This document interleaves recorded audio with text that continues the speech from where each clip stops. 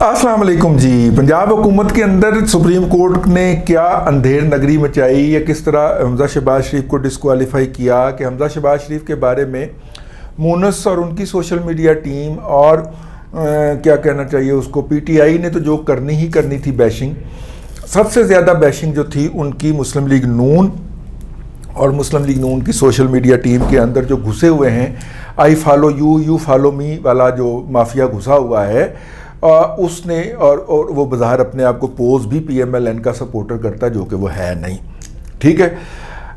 उन्होंने ज़्यादा बैशिंग की। हालांकि हमजा शहबाज शरीफ जो हैं अगर सियासत के तौर की बात की जाए तो वो उन्हीं नज़रियात को फॉलो करते हैं, अपने अब्बा जी के नज़रियात को फॉलो नहीं करते वो सियासी नज़रियात को, वो अपने ताया जी के सियासी नज़रियात को फॉलो करते हैं। हमजा साहब को मैं ज़ाती तौर पे जो मैंने उनसे मिलने वालों को बाकायदा इंटरव्यूज़ किए हैं और एक दो इंटरव्यूज़ मैंने हमजा साहब के भी किए हैं और हमजा साहब का उस वक्त इंटरव्यू किया है जब वो यहाँ पे मुशर्रफ के दौर में हॉस्टेज थे और हमजा का नाम लेना किसी टीवी के ऊपर गुनाह कबीरा था और इसका मतलब था कि आप जो है वो अपने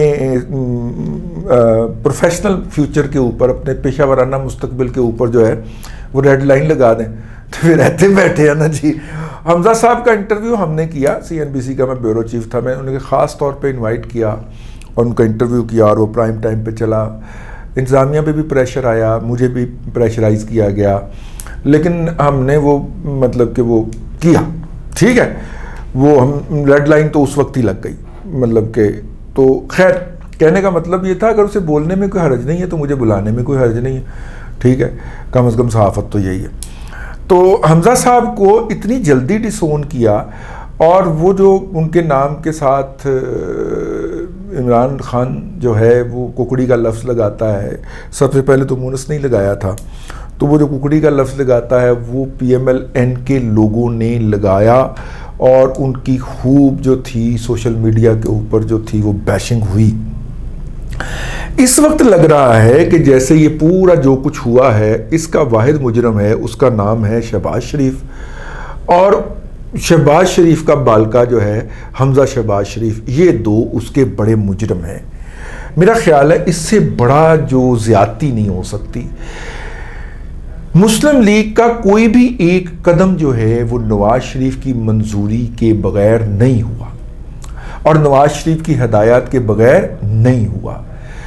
तमाम इकदामात, तमाम जो ज्वाइन करना था, हुकूमत बनाना था, नो कॉन्फिडेंस था, ये सब कुछ मियाँ एक एक लम्हे, एक एक कदम, एक एक पल के ऊपर मियाँ नवाज शरीफ की, मरियम नवाज शरीफ की, इसहाक डार साहब की और ये जितने भी अहबाबात हैं जो कि अब शहबाज शरीफ को गालियाँ खाने के लिए अकेला छोड़ के अपनी अपनी बिलों में घुस गए हैं, जिनके अंदर ख्वाजा आसिफ साहब जो हैं वो फ्रंट फुट पे हैं, इन सब की हाँ या ना शामिल थी।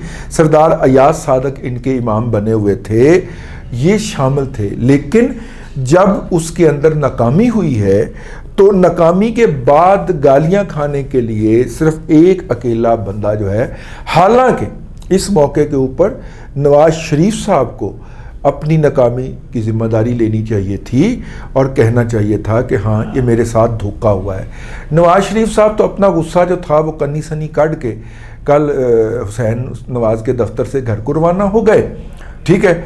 और पाकिस्तान के अंदर और पाकिस्तान से बाहर जो पाकिस्तान में ऑपरेट होता है सोशल मीडिया, उस पे शहबाज शरीफ की आई तई फेर दी गई। शहबाज शरीफ साहब मेरे कभी पसंदीदा सियासतदान नहीं रहे, मैं अपने आप को ज़ाती बाइसेस बता रहा हूँ।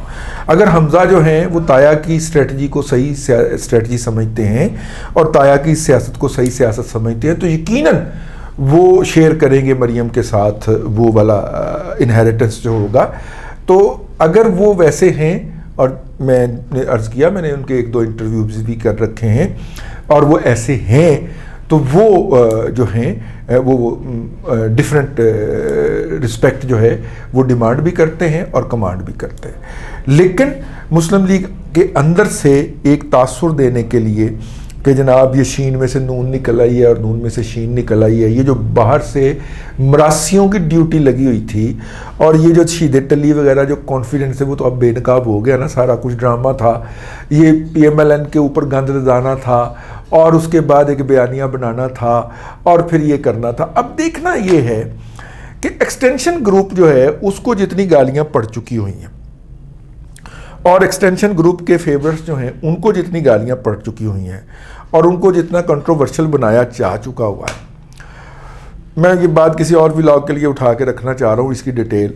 وہ جو ایکسٹینشن گروپ ہے اس کے بارے میں تو رائٹ آف کر دیتے ہیں نا, یہ جو جتنے بھی اس وقت ہیں انہوں نے چانس ختم ہو گیا, اب ایکسٹینشن نہیں, اب آپ گھر جائیں.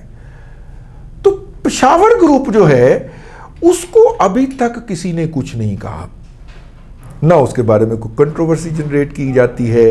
پشاور گروپ کے بارے میں کوئی بات کریں تو کروا دیا جاتا ہے. اور تمام جتنے بھی آئی ایس پی آر کے سابق یوٹیوبرز ہیں یا آئی ایس پی آر کے سابق پیڈ ٹرولز ہیں وہ سارے پشاور گروپ کی بلائیں لیتے ہوئے پائے جا رہے ہیں. تو پھر اس گالم گلوچ کے پیچھے تو پشاور گروپ ہوا نا, ٹھیک ہے نا. اور پشاور گروپ جو ہے اس کے لیے بہرحال حمزہ ایک ایزی پرے ہو سکتا ہے اور وہ ہے. تو جو پی ایم ایل این کے اندر کے لوگ حمزہ پہ اور شہباز شریف پہ تنقید فرما رہے ہیں وہ کسی کے ہاتھوں استعمال ہو رہے ہیں.